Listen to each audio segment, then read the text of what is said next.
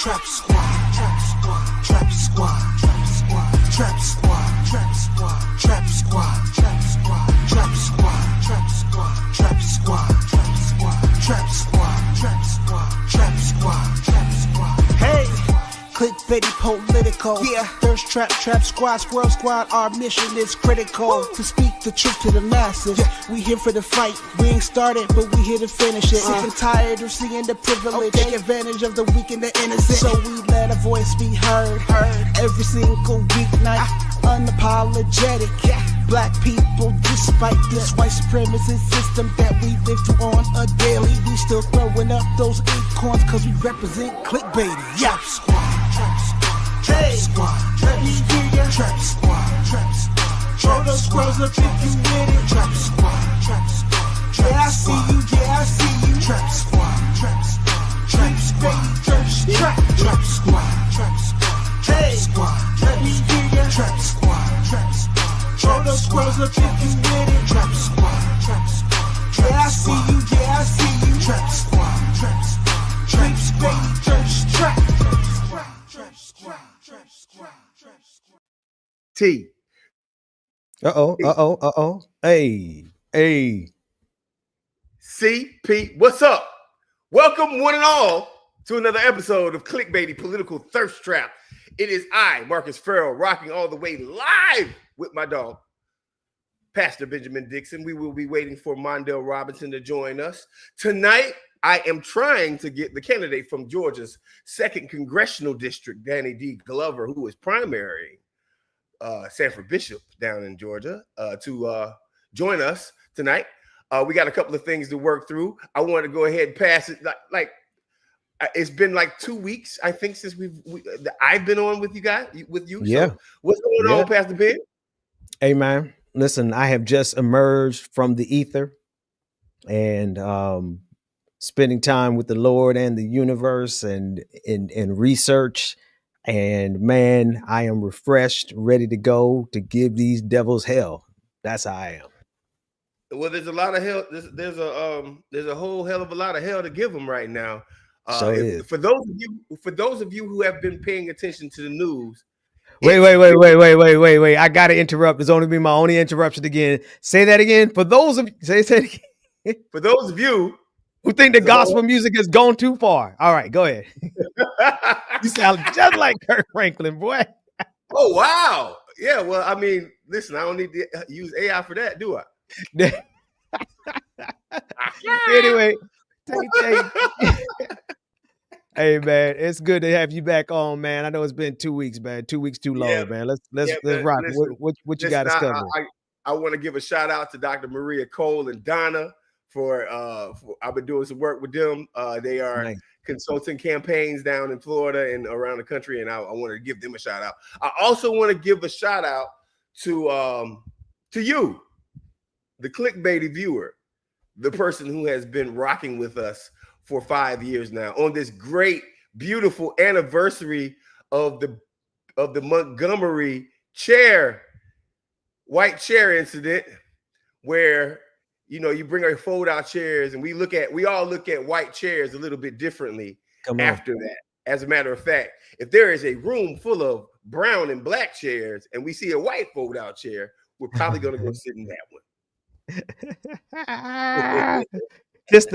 Just out of commemoration, man, solidarity with those fine brothers, and mostly brothers, but there's some sisters in there getting it too, man. I realized that that was the day I think Republicans, they've been planning it for a while, but this was the day. Look at the artwork.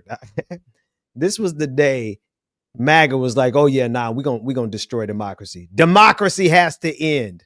That was this day. Yeah, I mean, but listen. First, it's perfectly fine that they responded the way that they did, right? Because here's the thing: racist white folks throughout history have always basically won when it comes down to dealing with Black America. But this is just one time, and they're like, we can't handle it. I mean, this is just the one time that we won. Like there was no ifs, there was no ands, there was no buts. They started the fight. They they fafoed, and it was one Mhm. of the most amazing moments in Black cultural history. And it's all down to little old Montgomery. Man, Montgomery got some beautiful History. historical Black people moments, don't they? Come on, man. Come on.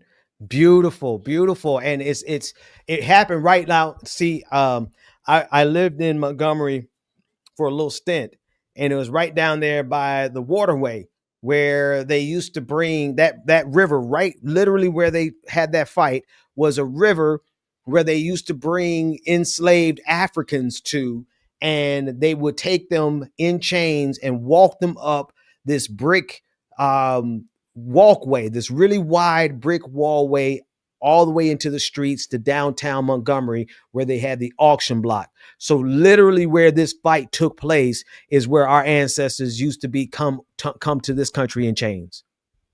And you know what their ancestors said? What's that? Niggas can swim? And that boy was getting it in when he swam across that river, didn't he? That boy got it in when he went across that. Bro, he was Let me get the original he was video. Michael Phelps, Tim Duncan, all the good swimmers in history. He was he was especially because that river is known for taking people out. Like you fall in that river, a lot of folks don't come out. Yeah, the ancestors held them up. It was like the brothers from Lake Lanier called over to that river and was like, "Yo, we're not taking that. Not taking that. Not him. Not him. The other folks. We take the other ones. Listen, tonight we do have some pretty cool stuff, man.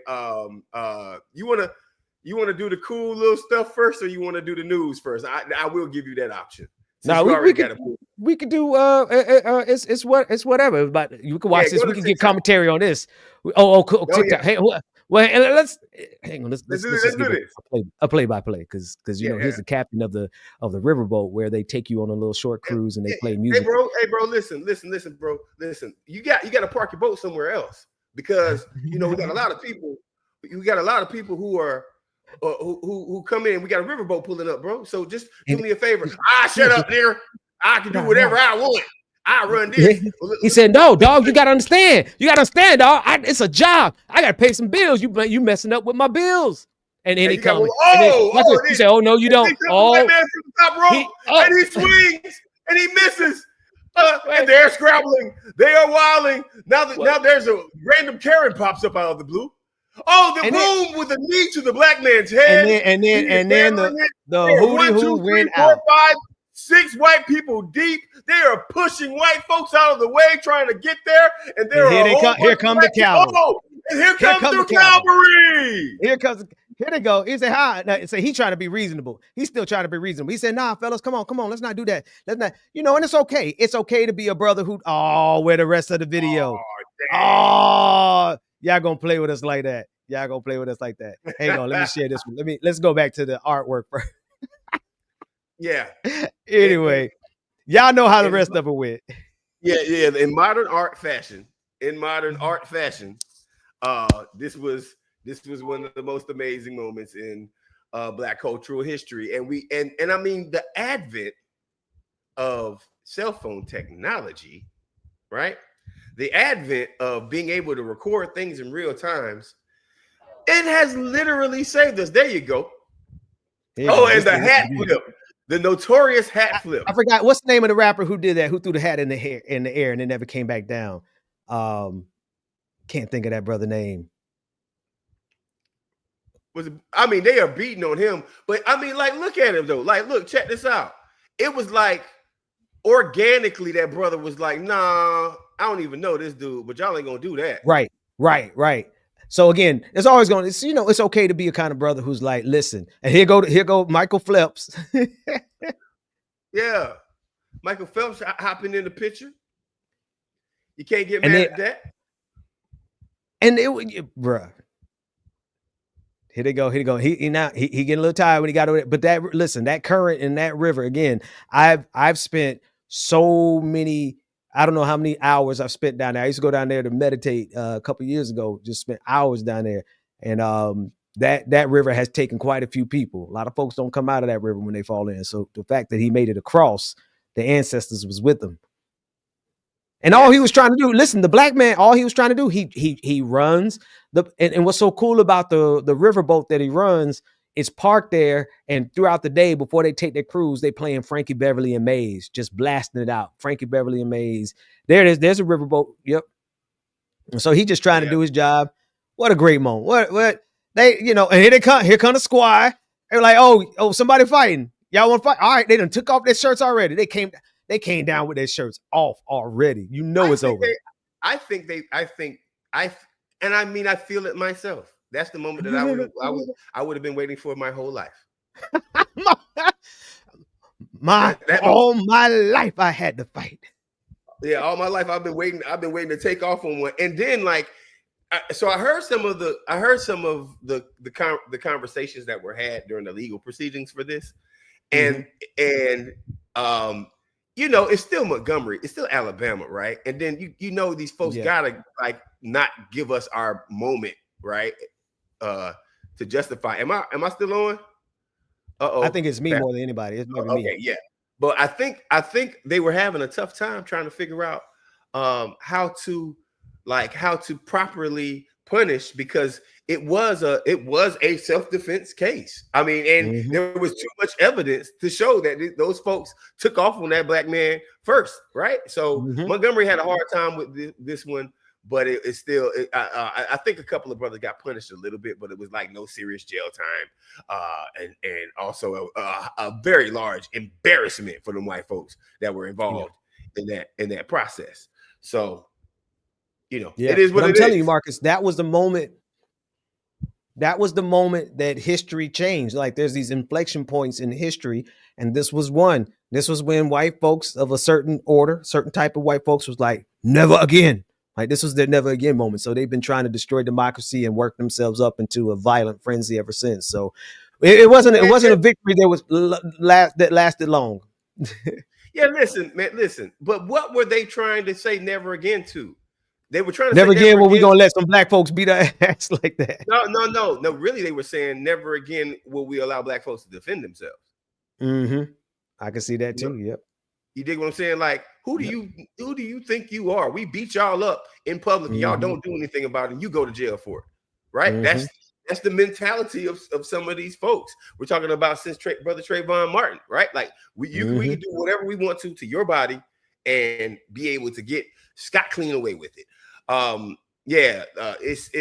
It was a beautiful historic moment. No, I am not streaming on my platform because I have an announcement to make pretty soon. But I also want to let you guys know that I did say this 2 weeks ago, but I have been setting up the ClickBaity Political Thirsttrap store with all the graphics, with all the t-shirts that you guys want, with our logo, our historical logo. So if you want to represent the Trap Squad again, we are as we get more consistent.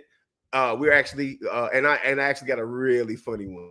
I have the moment that the squirrel was born, and it's on it. Oh Lord, I gotta see that one. I gotta scan that one first. I have the moment that the squirrel was born. With that being said, man, let's get into it, man. We got a little news to talk about. First, I wanted to start this thing off right now. I don't know if you guys know what's going on, but the redistricting showdown in Texas. It's Texas versus California. The GOP new maps in Texas to boost Republican congressional seats by 5. Democrats fled the state of Texas to block quorums, risking fines and arrest. On the contrary, California Democrats, led by Gavin Newsom, are contemplating partisan map redraws, also rumored to bypass the state's independent commission to secure up to 48 to 52 new seats. Ooh. Voter suppression and gerrymandering is systemic. Both parties negotiate power, often at the expense of black and brown communities. State level fights really do matter. Ben, what you think, man? I think that gerrymandering should be banned across the board, just outright, period. I do think, though, that Gavin Newsom's move is appropriate. You can't do anything but tit for tat with these devils. So they want to play that game, then play that game and play it better, right? And then when it's all said and done, everybody needs to kill it.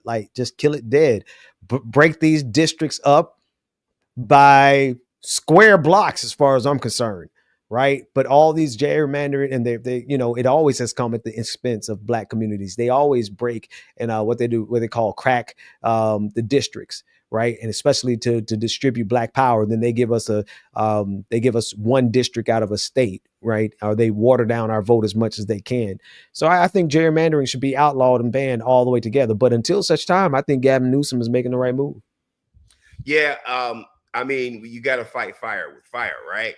Yep. And a vote is a vote in Congress, right? So if the high population Democratic states, blue states, want to gerrymander it so that we can get more votes in, and there are no Republicans from that state, just like they are attempting to do in the state of Florida and redistricting all over the nation, especially in places like Texas, then that's the way that they have to fight back for our democracy, man. We got to make it fair. Trump has a blank check, and he's cashing it left and right.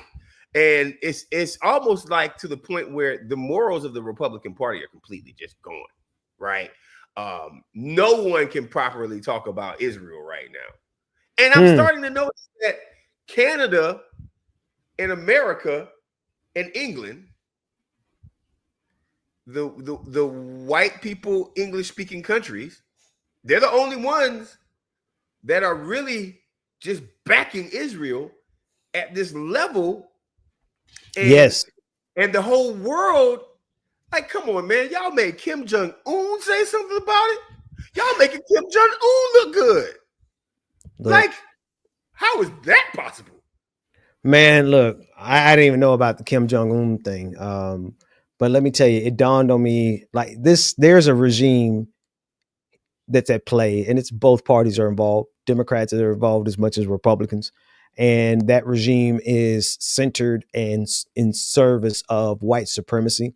And a lot of folks won't immediately connect Zionism to white supremacy, but it's literally the tip of the spear of white supremacy. And the settler colonialism, the expansion of it. I mean, honestly, like it all traces back to Europe in the first place. The Israelis, as they call themselves, the Ashkenazi Jews, are descendants of Europeans.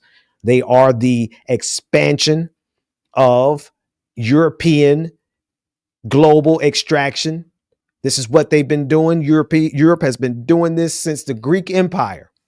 Okay. So since before Jesus was born, there have been people from Europe who have been gallivanting across the globe to extract economic wealth through settler colonialism, through genocide. And this, what's going on in Palestine right now in Gaza, is literally our century's version of it.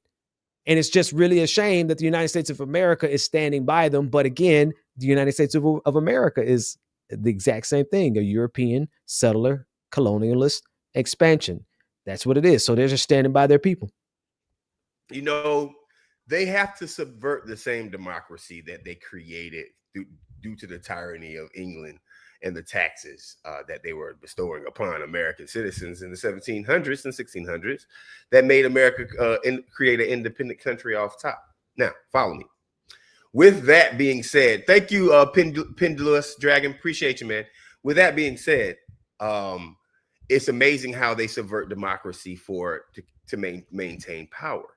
And these acts of gerrymandering these districts, man, I'm talking about from like, and it seems like my whole political career, I've been in a battle about gerrymandering at some point, right?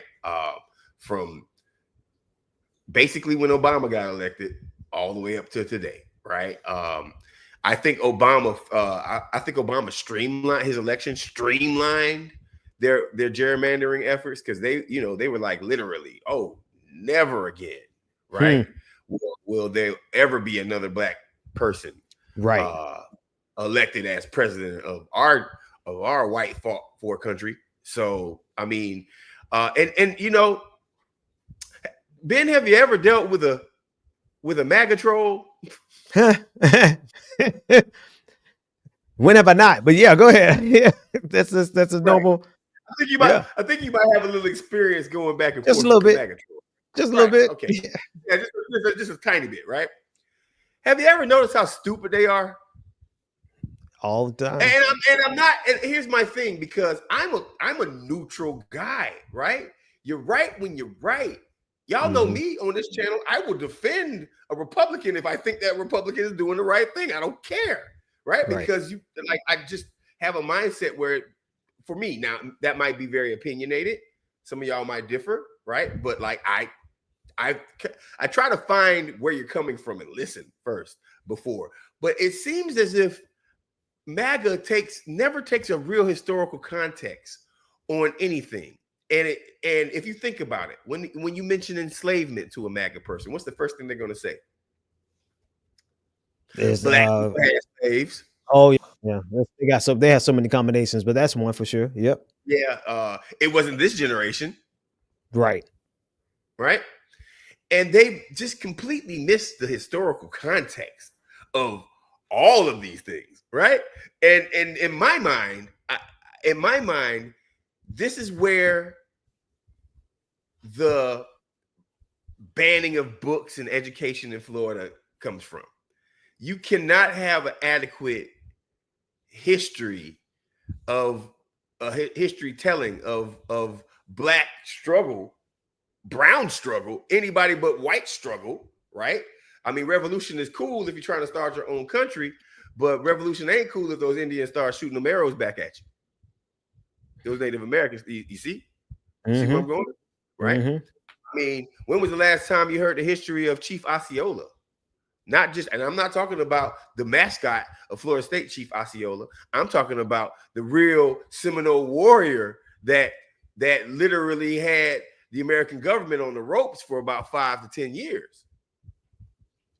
When last time you heard about these folks? They don't teach them in American history anymore. That is the point of all of this, and that's why, if you don't mind switching over to the TikTok page, that's why I'm doing this right here.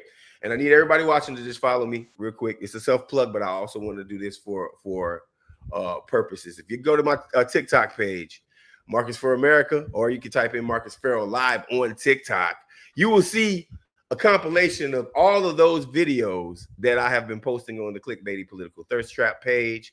They are good history, I want to say, in general. For those of you who haven't seen it, please, Ben, are you interested in showing one of them? Yeah, man. Let's see. I know this was not necessarily history, but let's watch Storm. Yeah, absolutely. Let's see. Where's the unmute button on this?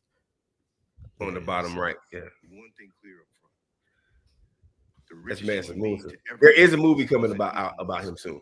Wasn't Jeff Bezos. Wasn't some oil tycoon or European king. You want to go to the next one? It was a Black Muslim king. Yeah. No, we can let them. Storm, the baddest Black woman to ever be fictioned. Stop scrolling. Let me put you up on game real quick. Today, we talking about the baddest Black woman to ever be fictioned. Her name, Aurora Monroe. But you might know her by another name, Storm, born to a Kenyan princess and a Harlem photojournalist. That's royalty and revolution wrapped in the same bloodline. She was born in New York, raised in Cairo, worshipped in Kenya, and feared in every Marvel writer's room that didn't know what to do with all that Black excellence. Her parents died in a tragic plane crash over Africa. Little baby Aurora crawled out of wreckage and straight into survival mode. By age 10, she was running Cairo's streets as a pickpocket. And before y'all start talking Aladdin comparisons, shut it down. Aurora wasn't just scrapping to eat. She was strategizing survival in colonized chaos. And despite all that, she rose up, literally. In her teenage years, she wandered to a Kenyan village where her weather powers manifested, and folks thought she was a literal goddess. Like, please bless our crops, goddess. And you know what? She did. Meanwhile, Charles Xavier out here forming his little X-Men starter. And who does he recruit? Not some random mutant kid with weird bones. No. He went and got a storm goddess. And she didn't show up as a trainee. She showed up and became the backbone of the damn team. You want to talk power? Aurora Monroe. How many of these you got? Mutant. That means she's a lot. A lot. Ever lived was Black. Let's get one thing clear up front. Manson Musa, all right. Let's talk about one of the realest living legends to ever bless the stage. Not just a musician, not just an innovator, but a movement, a spirit, a damn intergalactic force of culture. I'm talking about George Clinton, the mothership conductor, the funkadelic forefather, the wild-haired Wizard of Soul Rebellion. Now, before we get deep into this, full disclosure, yeah, I know George. We've talked, we've vibed. And this man once told me that I was one of the best rappers he ever heard in person. Yeah. George Clinton told me that. Come on, Y'all man. better understand what that He means. told you that for real? MC from the South. He told me that for real. On God. That was one of the dopest That's compliments what's up, I ever man. got. Dope, I even- definitely. I even go down too. I even had to do one on somebody I love a whole lot. Keep going. Go to the next one. Shaft. Shut your mouth. No, keep going. This is Marcus Farrell live. I did Trayvon, Let me of tell you a course. story. You ever stand on land and feel it hum? I did the Burn Down Cities of America. Goes to the That city. black folks, Oscarville, that black Georgia, like Rosewood, Lake Lanier and Florida, Rosewood Tulsa, and Oklahoma. Three Tulsa. cities. I need to go watch Fast this. and fun. I'd like to take personal privilege with this one. To my favorite woman of all time, forever Aw. and always, my mother, Dr. Rosetta Hey, Bowman. I'd be damned if I have a channel and I'll put my mama on it. Blesses us. I hear that, dog. We don't have to keep. We don't want to get back. You putting out the content, man. You putting out the content, bro. That's what's up. Yeah, man. Yeah, man. Listen. It's important for us to be able to share our history, right? That's right. And use modern tools to do it, because if they're going to take it out of the textbooks, then we need to put it online, and you can't stop online. And I know there's Chinese brothers over there, and I know there's Chinese brothers over there who run a TikTok don't give a damn if we tell our story on they app, as long as they making money. So I'm gonna keep doing it. Go over to TikTok. If you got a TikTok page, go over there, type in Marcus for America or Marcus Farrell Live. Look up my channel. Follow me. Follow my crap, man. You know what I mean? And also, yeah, that's it. So Ben, you said you had something that you wanted to share. Yeah, nothing too serious. So, so what do you do when a really bad person does something good, but gets hurt in the midst of doing something good? But remember now, they're really a bad person. Karma. Karma. Right. Karma. I mean, it doesn't, because karma does not care about you doing something good when it wants to get you. Yeah. So there's this guy. I'm trying to find a picture. Here he is. And I hate to use this source because this is a pro like Nazi kind of, but I'm gonna use them anyway because they're the first person that has it up. Well, it's on Twitter. Is everything on Twitter is Nazi? So it's like, what are you gonna do? What are you gonna do? Everything on Twitter is Nazi. So you gotta. Edward Korenstein, an employee of DOGE known as Big Balls, stepped in to protect a young woman from assault by black teens in Washington, D.C. He was beaten and suffered a concussion in the process. This is apparently, I'm not going to call him Big Ball, Edward Korenstein.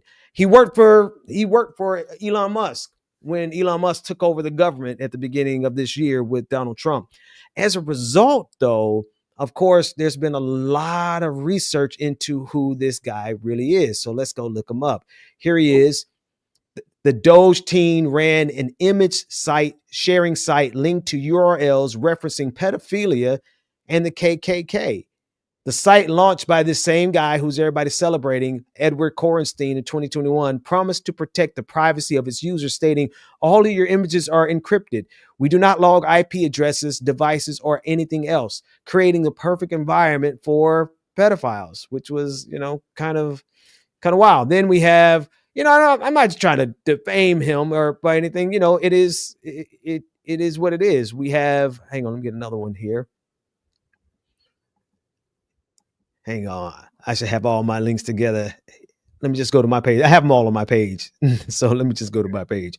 But the question is it's more of a philosophical question, right? Not, whoever the guy is and who he say, I'm glad, congratulations to him stepping in and helping somebody. But when they are the type of people who are involved with Russian cybercrime, Wired report this week that a 19-year-old working for Elon Musk's so-called Department of Government and Efficiency. Is it on the screen? Let me make sure it's on the screen before I just keep reading. Yes, it's on the screen. For the Department of Government Efficiency, was given access to sensitive U.S. government systems, even though his past association with cybercrime communities would have precluded him from gaining the necessary security clearances to do so. As today's story explodes, the DOGE teen is a former denizen of the Corn, an archipelago of Discord and Telegram chat channels that function as a kind of distributed cyber criminal social network for facilitating instant collaboration. Right, I'm skipping down a paragraph. Wired first reported on February 2nd that one of the technologists on Elon Musk's crew is a 19-year-old high school graduate named Edward Korenstein, who reportedly goes by the nickname Big Balls online. One of the companies Korenstein founded, Tesla.sexy LLC, was set up in 2021 when he would have been 16 years old. Tesla Sexy LLC controls dozens of web domains, including at least 2 Russian registered domains, Wired reported. One of those domains, which is still active, offered a service called Healthy, which is an AI bot for Discord servers targeting the Russian market. While the operation of Russian website would not violate U.S. sanctions preventing Americans from doing business with Russian companies, it could potentially be a factor in a security clearance review. Here's the kicker. It wasn't a factor. They circumvented all of the normal security clearances review. And this guy got access to all of the critical systems at the Department of Treasury, at the Pentagon. He was one of Elon Musk's #1 henchmen, extracting information from the United States of America. Well, turned out he got his ass beat earlier today or yesterday. And he got it beat in service of trying to save a woman. And, broken clocks and such. So I ask you, you already said karma, right? You just leave it there? Yeah, no, I mean, listen, the universe takes a long leisure, man. God is the universe has a long leisure, bro, and it is wild.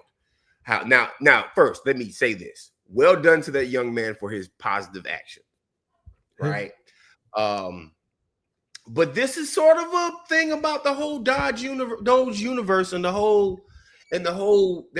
thing. You got to think about the person that they hire. In a day and age when they say somewhere around 70 to 80% of young people under the age of 30 are leaning towards progressive politics and policies, right?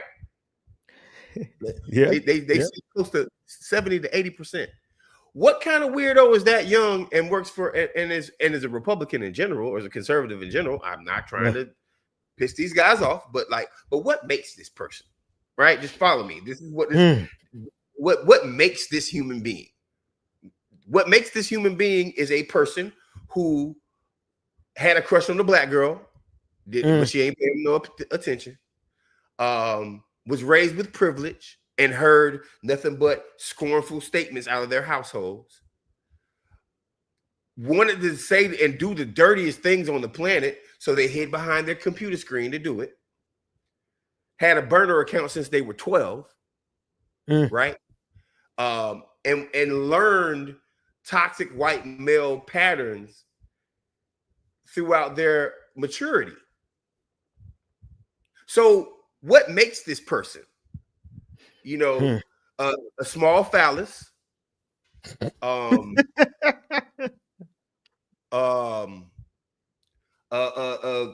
tinier ego, right?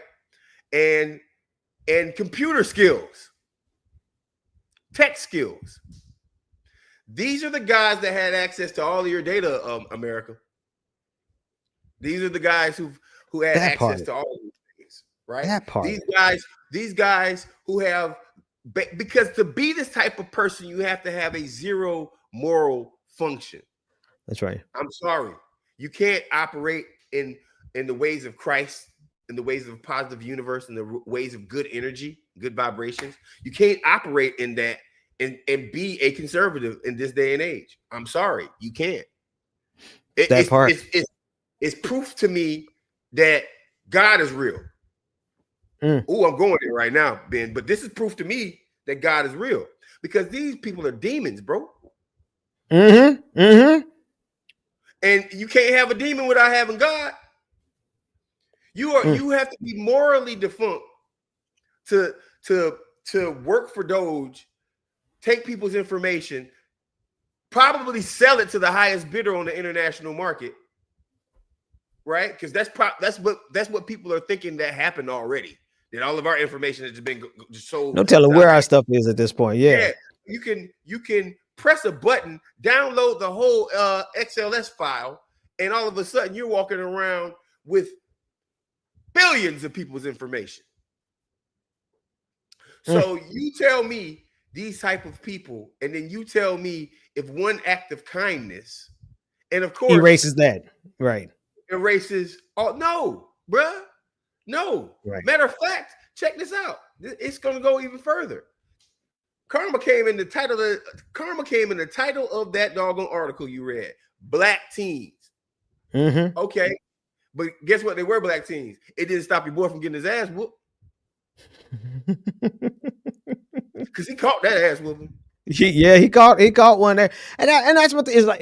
There's no ambiguity here. There's no confusion for me here. Like, listen, it's a win-win situation. And what MAGA likes to do is they have what we call a hero of the week, a Nazi, fascist, MAGA, conservative, whatever. It's all the same, right? Hero of the week, where they elevate somebody and they hold them up to say, this is the example. Look who it is. I'm not moved by him getting beat down because he did something good. That one good thing that he did does not erase the fact that, and even if you put aside everything that he's done in the past, honestly, I'm with you, Marcus. What DOGE did and we don't even know to this day the extent to which our critical systems in the United States of America have been not only infiltrated, but compromised. And because we don't know that, we have no idea the long-lasting impact that people like quote unquote big balls has on the United States of America. Do you think I'm going to turn around and be like, oh, we need to celebrate him because he did something good? No, it doesn't erase the harm that's been done by all of them and continues to be done by all of them. So yeah, no, karma works out the way it works out. Yeah, and it works out. It balances itself out. He got beat down doing something good. That's a win-win situation, if you ask me. Yeah, because he won doing something bad. That part. That part. You when you win doing something bad, you're gonna lose doing something good. The universe is nuts, man. That's crazy. Say that again, Marcus. Say that again. What part? When you freestyle the hell out of that. When you win doing something bad, the universe will make you lose doing something good. Yeah. God, dog. That's a bar, Marcus. George Clinton might have been right about you. Wait, Tracy Eva said broken balls now.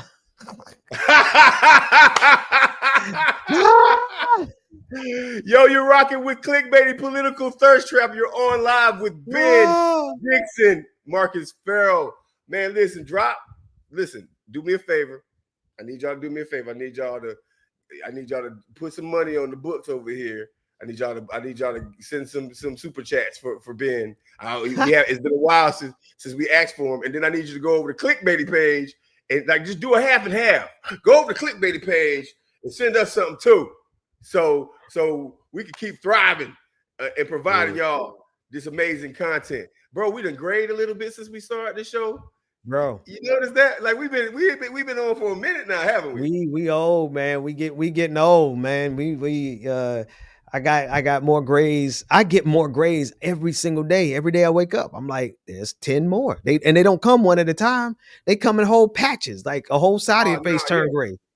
Yeah, I'm gonna lock this one by itself. It's gonna be a gray piece of hair going. You go walk around here looking like Rogue from X-Men. That's right.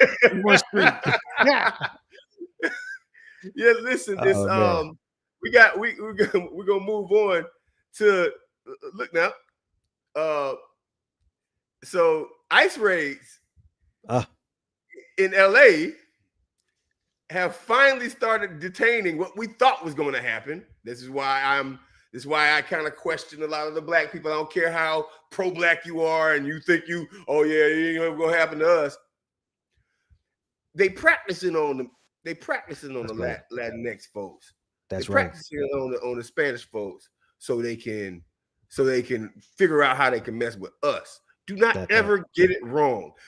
The biggest beef MAGA and these white folks have had since the inception of this country is black folks getting free from enslavement. They still don't like that part. If you think I'm playing, look at how they're trying to practice what is going to come on next. MAGA, ICE, the ICE-driven MAGA is now arresting and detaining American citizens officially. No mistakes. No mistakes. So forget your First Amendment rights. Forget the Constitution. Forget everything that the founding fathers even wrote down, even though it was just for white men. And now know officially that we have an organization that is pulling people, detaining American citizens who have the right to be here. You're coming home from work. You might be walking past a store. You know how many black people look Latino? You know how many Latino? You know how many Latino people look black? Come on, man. So for those of you who are out here, and no, listen, I ain't no Democratic establishment dude. I know right is right and wrong is wrong. And this ain't about democratic politics. This is about the subversion of the American Constitution. This is about evilness, literally having control of the wheel and making decisions based upon people's skin complexion and their looks. There's a lot, of course, middle of the road, white America isn't concerned with it. Matter of fact, get rid of our jobs. You don't have an ICE agent confusing you with a Venezuelan dock worker who might be here illegally. Yeah, that's my take on it. Yeah. No, man. That's it. I mean, let's start back with what you said, right? ICE is practicing. And here's the thing. I want to make sure people know they should care before it comes to our community. They should care right now because immigrants are human beings. Immigrants are hardworking folks. Immigrants are in every country on the face of the planet. We should care simply because they are, period. Because we assume as Americans that we will never be immigrants. I'm sure there's plenty of immigrants who assume that they would never be immigrants either. And then American foreign policy made them immigrants, right? We assume as Americans that we'll always have this stability. So we should have compassion for them now before it comes to our streets. But even if you can't see that level of compassion for them now, pause and ask yourself, who do you think they are getting ready to go after next? They're offering $50,000 signing bonuses for ICE agents. $50,000 signing bonuses. They are creating a Gestapo, the likes we have never seen before. And if we are not unified in our solidarity to stop them, then there's not going to be a community except for white MAGAs. That's it. That's it. Even black MAGAs are going to get got. But there's not going to be a community that is untouched by these devils because we would have sat around and waited because we think we good because we Americans. Don't you know they want to revoke our citizenship? They want to, if they could find a way to get rid of us as black people, they would. Now, listen, don't threaten me with a good time. Can't nobody threaten me and say, oh, we're going to deport you to Africa. Please do. When you do, make sure you pack up my entire family, I want all 200 of us. And y'all give us that $1,000 each. Ain't much, but we'll take it. We'll make something happen with it. And get us out of Babylon before Babylon falls. No, not before you give me my damn reparations. Get us out of Egypt. Well, but see what I'm saying is that they can't threaten me. They like look. Did you see what Robert Kennedy Jr. did today with the mRNA vaccine research? I think he cut some 500 million. We get ready. Go ahead. I just heard he been tripping. We are getting ready to go into an age of pestilence in the United States of America, man. There's going to be so many sick and dying people out of intention, not out of mistake. They intend on doing that. So they can't threaten me and say, oh, we're going to get rid of you and get you out of America. Good. Fine. Get us a free trip. I think that they are doing these immigrants a favor to get them out of the United States of America before Babylon falls, before Egypt goes into the plagues, before America goes into the age of pestilence. That said, I still think that we should mock them until, because you can't spell incels without ice. I think everybody just need to be real clear about this. This is one of my favorite tweets of all time. Ben, listen, man. I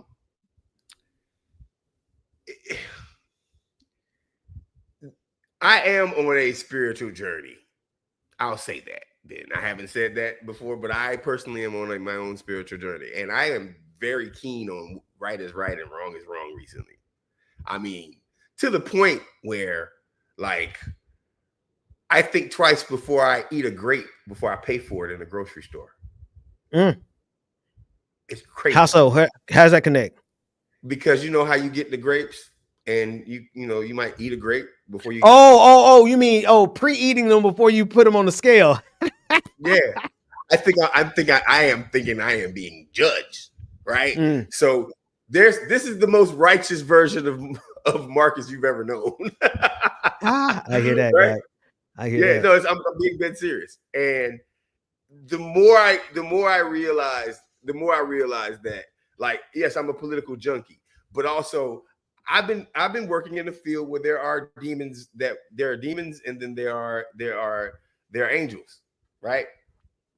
There's no middle road to this, right? I think a corporate Democrat might be okay for some of their votes, but you're still a demon. I think Zionist Democrats and Black Democrats who are Zionists, I think they're demons. And they're messing around on historically spiritual soil.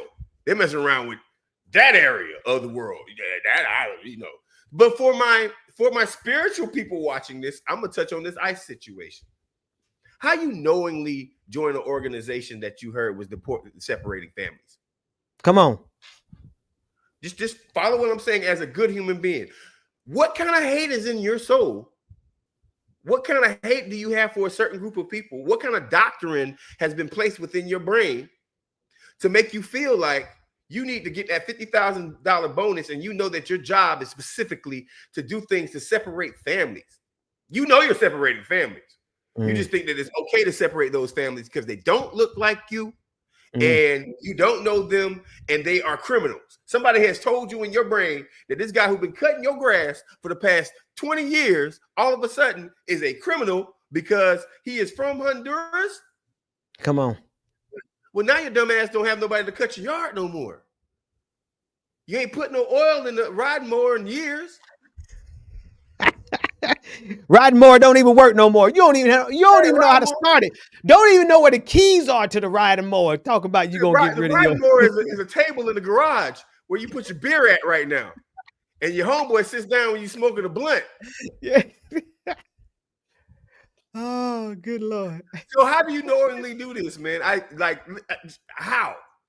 Because if I may, it's because the hatred of immigrants is such an easy human thing. It's almost natural to look at somebody outside of your group and say, we hate them. And it's the number one tool that is used in every nation. That's how Hitler got his power. That's how every dictator in history, they always begin by pointing to the immigrants. And because it's so easy for human nature to go after the other, that leaves that human who's that ignorant to go after the other, leaves them open for destruction themselves. It's biblical.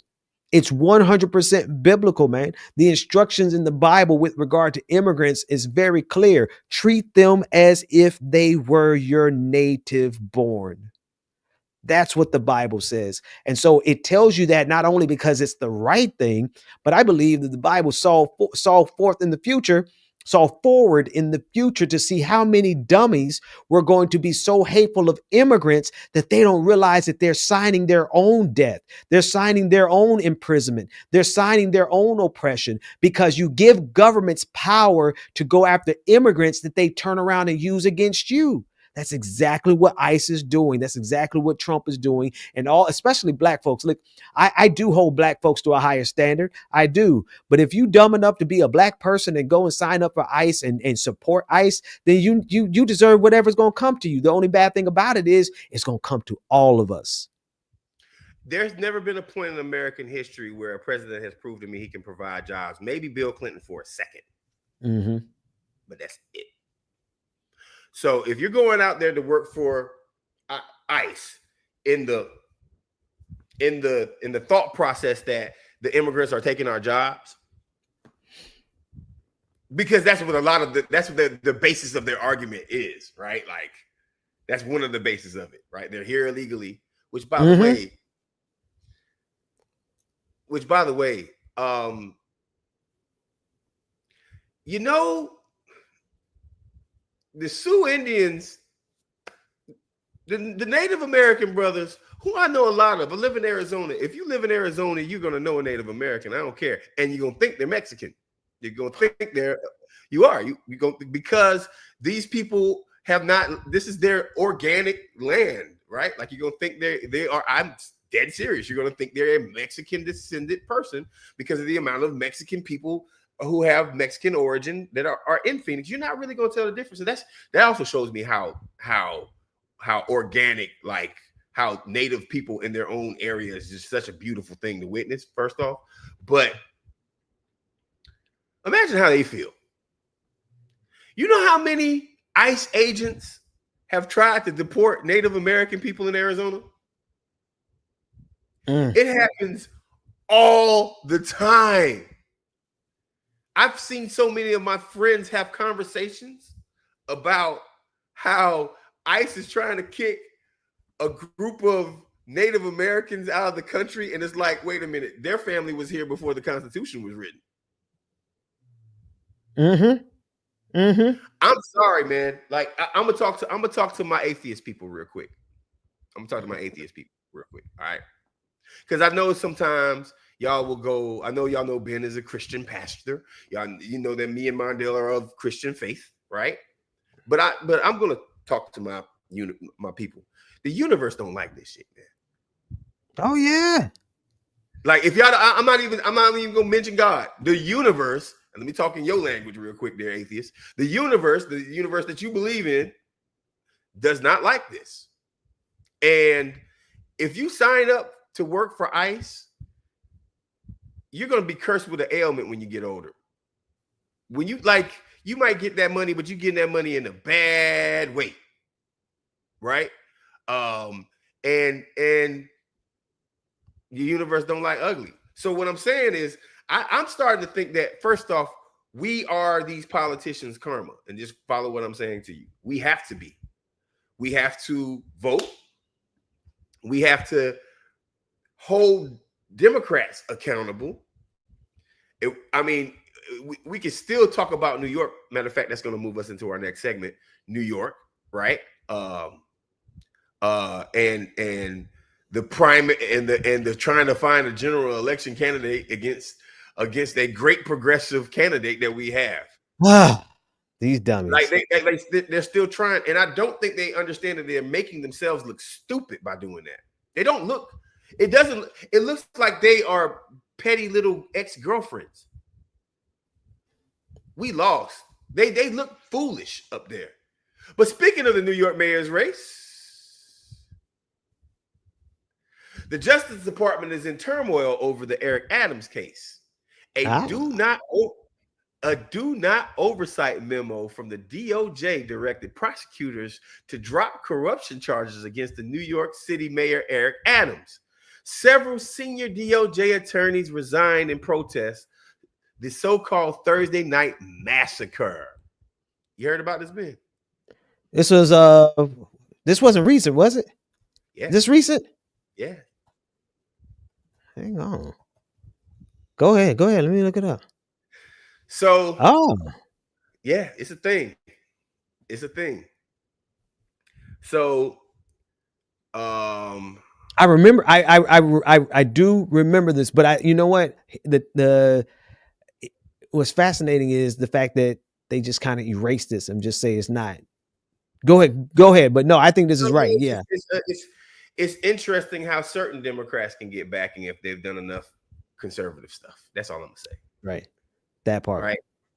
Like, can we now officially say that Eric Adams is a dino? No, I'm gonna say he's more than that. He's a Republican. I don't care. He's MAGA, right? You could call him whatever, however you want to distinguish it. He is MAGA, and he's getting support from MAGA. He's getting tweets sent out in support from him from Matt Gaetz, who is MAGA, right? They're calling on the Republican to drop out so that MAGA can support Eric Adams. So I don't think that there's any ambiguity about it. He is MAGA. The problem is that they're not going to, like, listen, all right, I can't wait. I can no longer, I no longer can wait. I'm just going to be so absolutely happy when this election happens, because this is going to be a blowout. I'm talking about, it's going to be the most lopsided election in in New York history. I believe so. It is. And the reason why is because New Yorkers are looking at this like, y'all are a bunch of fools. That part. Like, I mean, the way that they're clowning democracy right now, and the way that they're clowning like just electoral politics, the way that they're trying to like put a smoke screen up to make the progressive look bad, is so blatantly obvious. It's so blatantly obvious. It's almost like they're trying to be Trump, but they're bad at it. Right. No, man, look, there is a breed of Democrat that is just, they all got to be opposed. They all got to be opposed at the highest level. And I think the first, if you ask me the priority of Democrats that got to go, it's going to be Zionist Democrats first. Black Zionist Democrats. Don't ask me why I give black folks more hell than everybody else. Got to go. A whole list of number one. The first one that got to go. Jim Clyburn. Hakeem Jeffries. You got to go. And I'm going to the Congressional Black Caucus this year. I'm going to the pretty event. Richie Torres. You got to go. Richie Torres got to go. Richie Torres got to go. Right. I'm very interested in my time at the Congressional Black Caucus this year coming up. I'm very interested in it because because I was in a Black Caucus area, like I went to the CBC week. I've been to that during like the season before primary, where there's a lot of, I think it's going to be the last time we see a lot of these people. Good. I do. I think there's going to be a lot of Congressional Black Caucus members. That's why, I mean, I've heard about, not even congressional, and I'm not, and listen, all CBC members aren't bad, man. I do have some votes that I believe need to be made, right? But not even just the CBC. There's going to be a lot of changes coming up in this primary season coming next year, man. Watch. Good. Watch.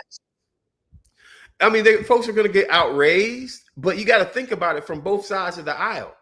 You got Democrats who are looking at Trump thinking that their representative hasn't really done much for them, but keeps getting elected.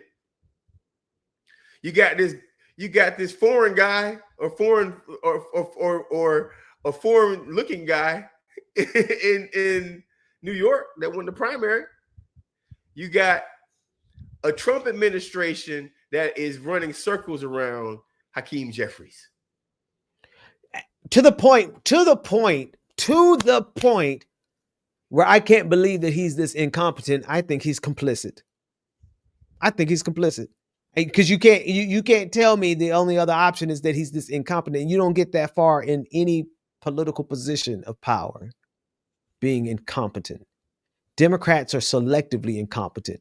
If you want to see a Democrat be as brilliant and Machiavellian as any MAGA could ever be, let them have to fight a progressive. So you can't tell me that Hakeem Jeffries is this incompetent. To me, that makes him complicit. But go ahead, you were saying. No, man, you hit the net. You actually stole the words directly out of my mouth, man. So I agree. I think there's going to be a lot of changes that come about. I don't know how we ended up on that conversation. They want to. That boat. Well, that was Bodie. Yeah, that's Bodie. Yeah, Bodie over there. He running on. He must be running on wood tile on wood grain floor. Nah, man, he's sitting in this little pillow. He chilling. He watching out. Hey, go. You got. I'm still on the show, Bodie. I'm still on the show. I'm still on the show, buddy. I'm still on the show. I'm still on the show. Okay. All right. All right. Now he wants some screen time. Hang on. He wants some screen time. Get that man some screen time. Let me see if I can give him some screen time without showing y'all how messy my house is. Hold on one second. Hold on one second. Hold on one second. Hold on. Whoa, Wody. Watch out, buddy. Down. Okay. I hear them. Paul. There they go. There you go. What's going on, big man? Hey, buddy. All right, down. You gotta go. No. I heard them pause them claw. Go. Yeah. So let me bring my screen back out. I don't even know where I put my You right in the camera. I know, man. I know I lost it. All up in I'm in your face. You saying there's gonna be a lot of change this year? I do think it's gonna be a lot of changes, and one can only hope, right? One can only hope. One can only pray that we actually get some version of a more progressive Democratic Party going on. I don't care what no one says, right? And people have gotten mad at me because I just don't trust or establishment Democrats. And there's a lot of. I even have friends who take AIPAC money, right? And I've had the conversation with them. The thing about it is, it's not just AIPAC money. It's in Florida. It's the representatives who take big sugar money. Facts. Facts. In Georgia, it's the Georgia Power money. Even though I think Georgia Power is not a bad company. As a matter of fact, Georgia Power's power situation, when it comes down to you being poor and not being able to pay your bill on time, is one of the best in the country. Trust me, I know. I remember. Georgia right? looked out a couple times. I can't lie. Right. Georgia Power look out. They're not just gonna come in like the Grim Reaper and be like, yeah, no internet. Oh, boom. No lights. They're not gonna necessarily do that. Ben, would you take over for a moment? I'm gonna try to see if I can get my guy on this Zoom real quick. Yeah, okay? Yeah. And would you bring me down real quick just for a second? Yep. There you go. So hello everyone. Welcome. Let's see. What shall we talk about? Interesting how my quantum mechanic books is back there flickering. Hakeem Jeffries has to go. He's just incompetent. He's not doing the job. Jim Clyburn needs to go. Not only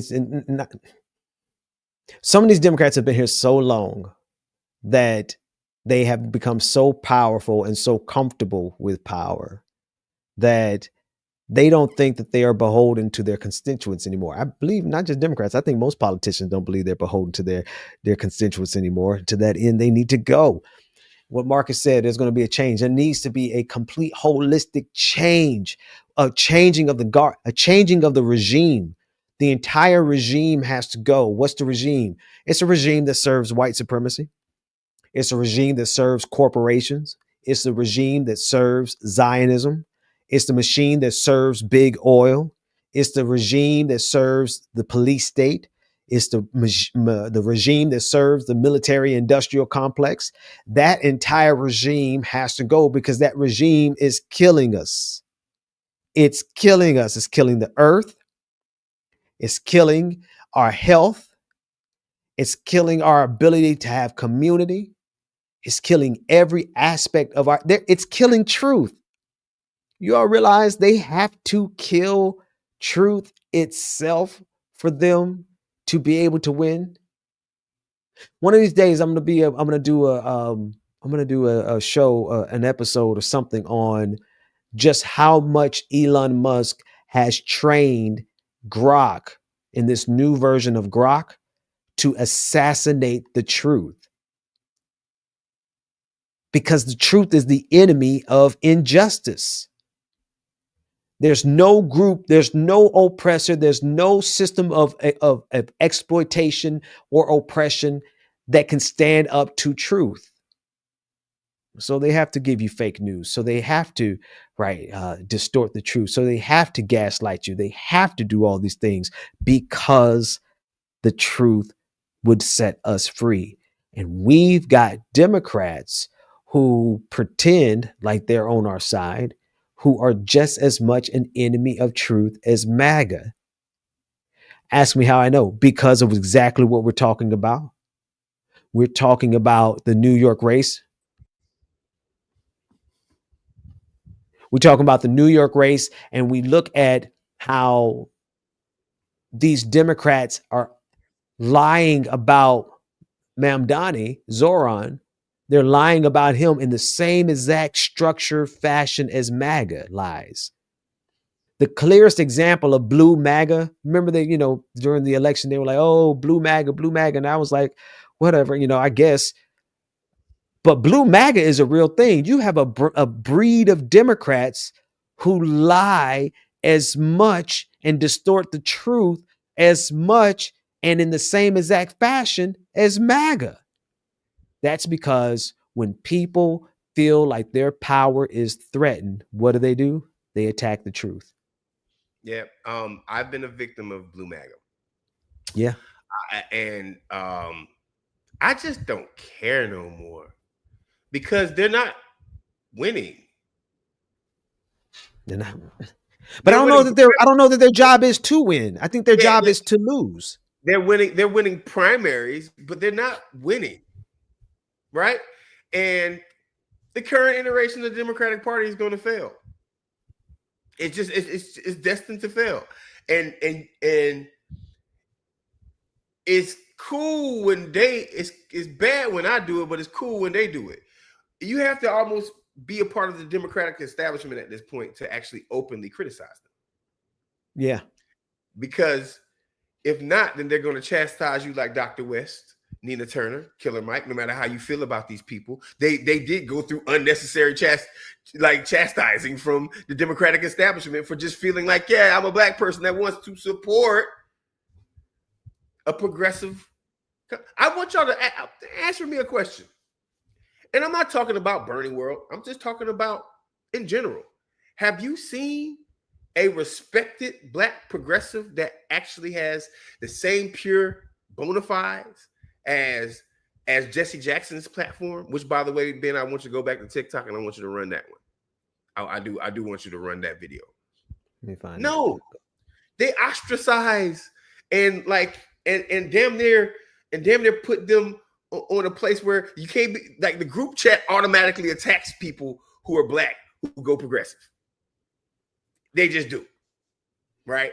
So Ben, I remember being frustrated on this show a lot of times, and I think I was taking my heat out on y'all. But I'm going to tell you the truth, man. It is tough being a progressive who's black, who believes like it's cool if you're white. Hell, even Elizabeth Warren leans that direction a lot, right? And she's highly respected. But would support Medicare for all in an instant, right? But let you be black. Because black progressivism is the threat.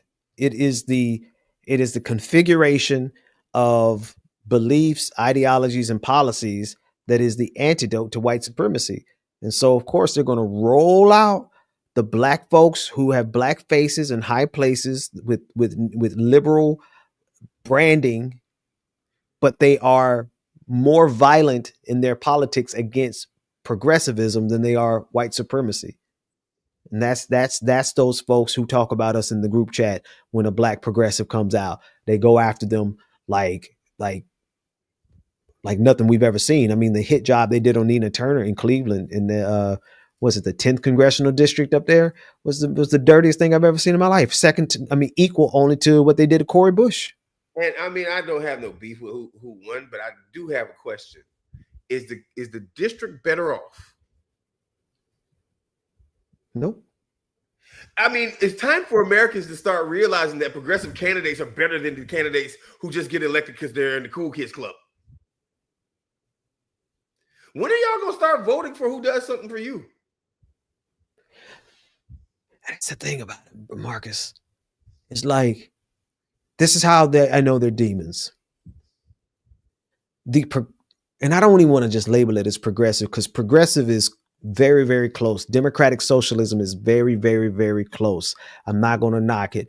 Democratic socialism is closer than socialism outright. Socialism is closer than communism. Communism is closer than capitalism. Capitalism is the complete and total antithesis to the kingdom of God economic system. They absolutely know there is a better model. They know there is a way for everybody to make a whole lot of money, for the rich to get richer and the poor to get richer. But they would rather lose trillions of dollars of wealth than to see poor folks get a chance to catch a breath. You said the Christian economic model, the kingdom of God economic system. The kingdom of God. You need to do a video on that. Oh, I got a whole Sunday school series, man. I'm in week 3 of why you can't be a Christian and a capitalist, but we're laying the foundation. I need to catch up. Yeah. I want to hear more about that, because that ties into my new political theory about karma, right? Like it just does, right? And I gotta disagree with you, brother Percy. The one thing that you're missing, Marcus, is a black candidate will always be deemed as a progressive. Jim Clyburn runs for office every 2 years, and I'll be damned if I call him a progressive. That's true. That's fair. That's fair. No, you're not going to be deemed as a progressive because you are a black candidate. Matter of fact, the first people that will tear down a black candidate is white progressives. Don't ever get that confused. I know where I stand in this fight. Don't get me wrong, but I'm also real. It's a very complex web of relationships there. You have to balance to be a black progressive, Marcus. Yeah. Let me tell you something. Don't think for an instant, like, you white progressives, y'all will question the black candidates' bona fides harder than anything else. And I'm not saying they don't deserve it. It's just that y'all don't give other people the same kind of smoke. Y'all don't. Y'all don't, right? And then it gets disrespectful. That's the issue. You can beef with somebody, but don't be disrespectful. And that's what a lot of white progressives do when it comes down to black candidates. Also, if you talk about the political campaign complex, white organizations don't give black progressive candidates the same amount of money. They don't give them the same amount of support.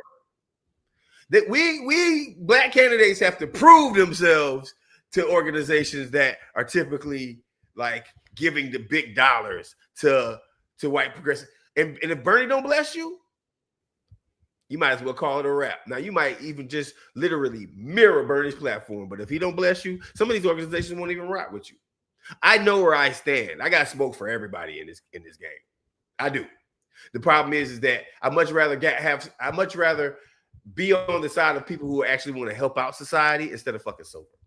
That's right. That's right. And if you ain't, and if you're just a moderate Democrat and you're an asshole, then I hate you, which most of y'all are. If you're a MAGA and an asshole, I hate you too, because that's what y'all most of y'all are. But if you're progressive and an asshole, hey, I can deal with your policies, man. I don't hate you. We just ain't gonna go to the barbecue together.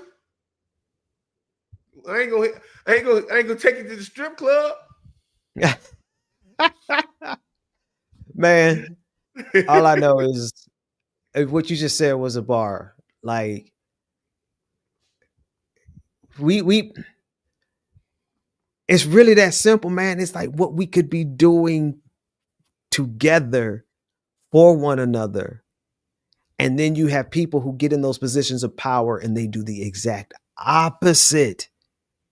We are surrounded by, we are controlled by a system that could just, all our system got to do is just change its mind.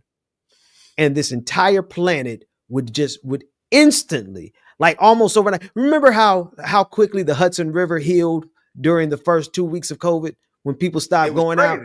It instantly healed. 2 weeks is instant in the grand scheme of things. Drink from it. The earth, who drank from it? Now you went too far. But what I'm saying is, I would Obama drink from it. He need to take a big gulp of it. But imagine the American empire simply saying, we're no longer going to do the bidding of racial capitalism, white supremacy. We're going to do the opposite. It's a fantasy. It's fiction, right? Imagine America says, we're no longer going to stand with Israel. We're going to stand with Palestine.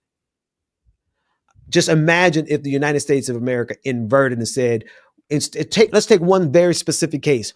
If the United States of America in 2007, 2008 has said, we're not going to bail out the banks, we're going to bail out the people. And somebody in the chat room tell me, what happens when you bail out the people and you put money in the people's hands? They take that money and they either put it in the bank or they spend it, and the people they spend it with put it in the bank. So where would the money have gone anywhere? Ben, may I cut you off for 1 second? Please do. I just heard an oil rig explode off the coast of the Gaza Strip. I just heard a Wall Street banker for Chase Manhattan jump out of the 57th floor of a building when you said both of those things. So a few people got to die. Okay.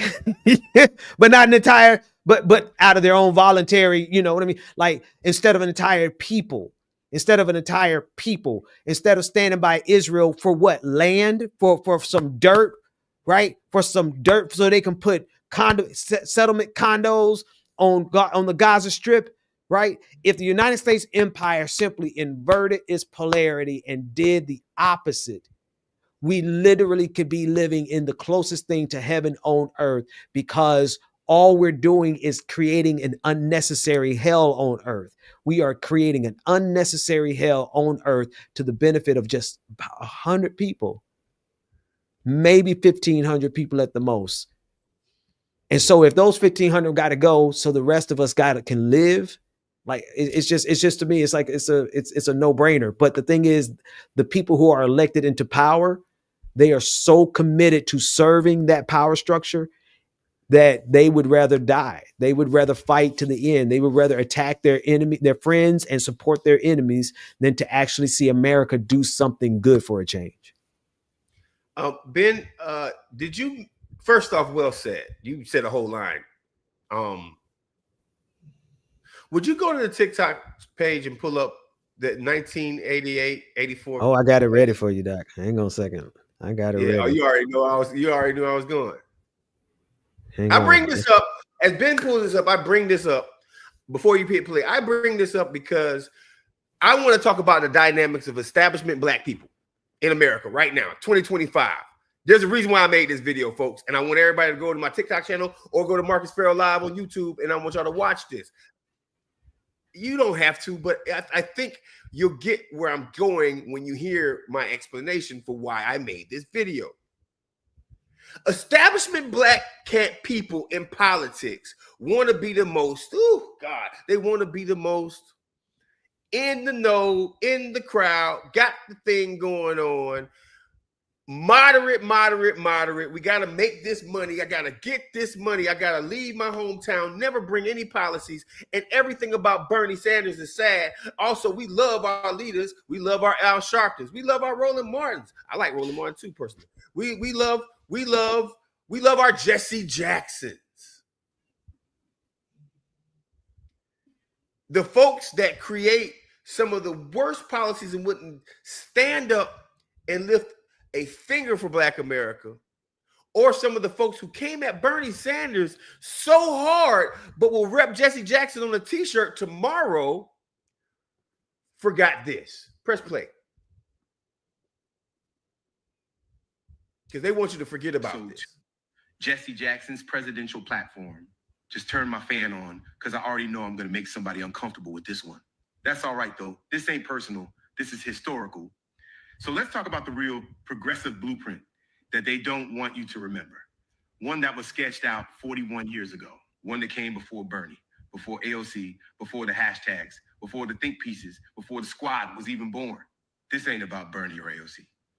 This is about forcing conversations that moderate Democrats and their big money backers absolutely do not want Black folks having at family cookouts, barbershops, or on the congressional floor.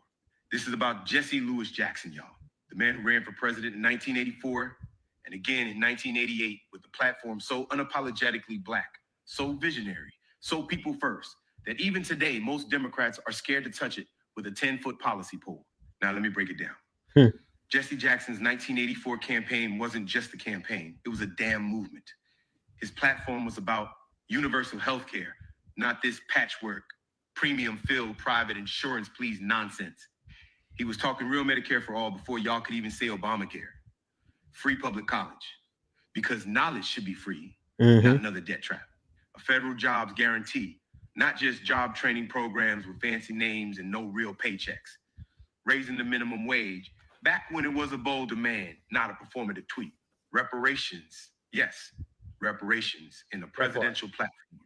Jesse Jackson had the audacity to talk about compensating Black people for centuries of stolen labor, wealth, and life.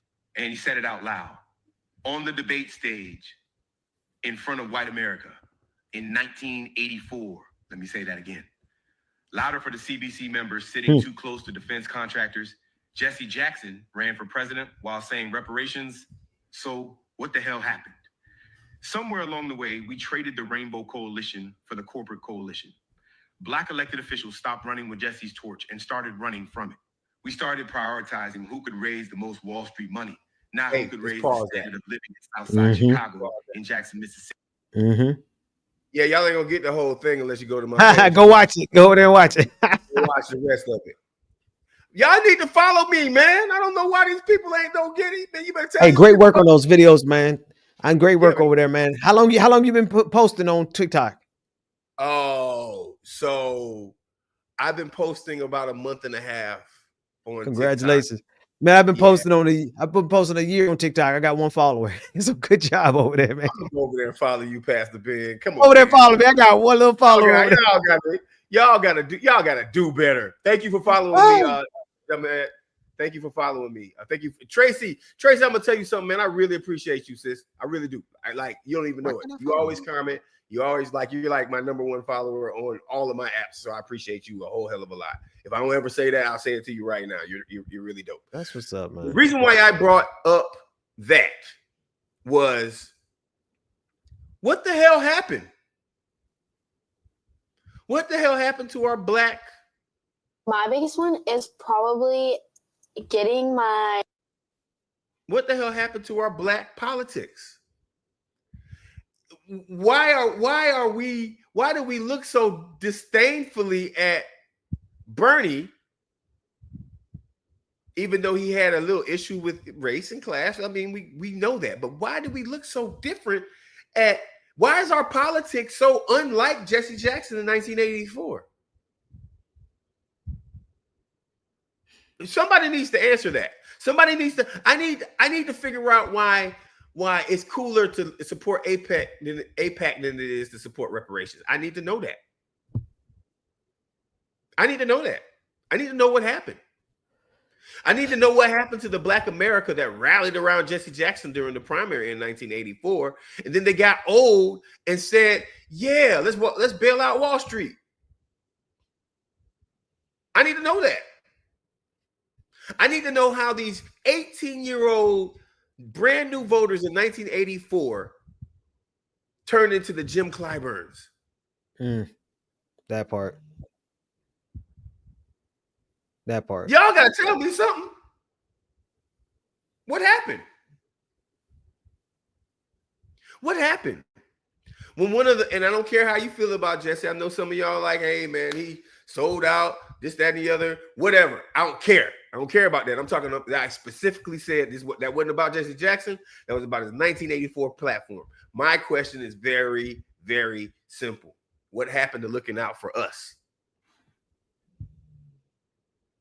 I wish no more victories for people who represent my skin tone and don't want to do anything for us. No more. I don't care. I don't care who you are.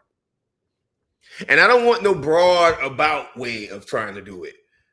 We're gonna have some trickle down jobs. We got to make sure the white people over in so and so, blah, blah, blah, blah. We got to make sure the war contracts. Nah. What you laughing at? They sound like Charlie Brown's teacher, We bro. gotta have some means testing. Man, I do really want to know. Same thing happened. Same thing that happened to hip hop.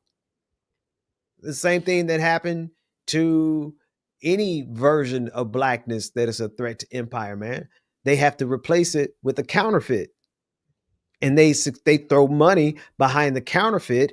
The counterfeit gets the platform. The counterfeit gets the position. The counterfeit gets the power, and the real ones are out struggling. That's simple. It's sad, but it's that simple, man. Yeah, it's that simple. That's simple. Listen, man, I don't have nothing else, man. I wanted to just make sure that first off, let me end it, but I'm gonna actually start with a couple caveats. Hey, I'm gonna ask for him. If you're watching this on the Ben Dixon channel, man, I need to see some super chats. More of these from now on, right? We got to pay our bills around this thing. I'm sorry. Well, let me say something about super chats though. Man, super chats, they take about between the 30% that YouTube take, and if you're on an iPhone, they take 30% too. So by the time you get with 30%, so send a Cash App to Pastor Ben. Send a Cash App. Yeah, y'all can send a Cash App to y'all can hit up Marcus Farrell also. Just look me up on one of them things. Y'all can hit me up on one of them platforms. One of the platforms, hit me up. The only reason I'm saying this is because it takes time to do content, and we like I have another thing that I do for finances, right? So I'm not completely upset. But what I am going to say is that Ben spends a lot of time doing this work, right? And in order for you to have shows like this, we got to get supported by you. So, and also so we can throw more money back into making our platforms larger. That's the first thing. Second thing I want to say is, hey, ClickBaity product page coming soon. Ben, would you be willing to put our product page on your page? Yeah. Where's that? Is it up now? No, I'm not finished. I haven't put it up yet. I'm going. Okay, just let me know when. I'll show you. Yeah, I absolutely will. And also, man, go over there and like, follow, and subscribe to Marcus Farrell Live on YouTube, Marcus for America on Instagram. I don't know where Mondale went, but I know you watching the show. I love you, bro. He was on a flight. He was on a flight. I just able to see the. Yeah. He said he landed somewhere. Yeah. So, and with that being said, Ben, I'm gonna let you take it out, man. And can we do this again next week, man, on time? Yeah, it's possible.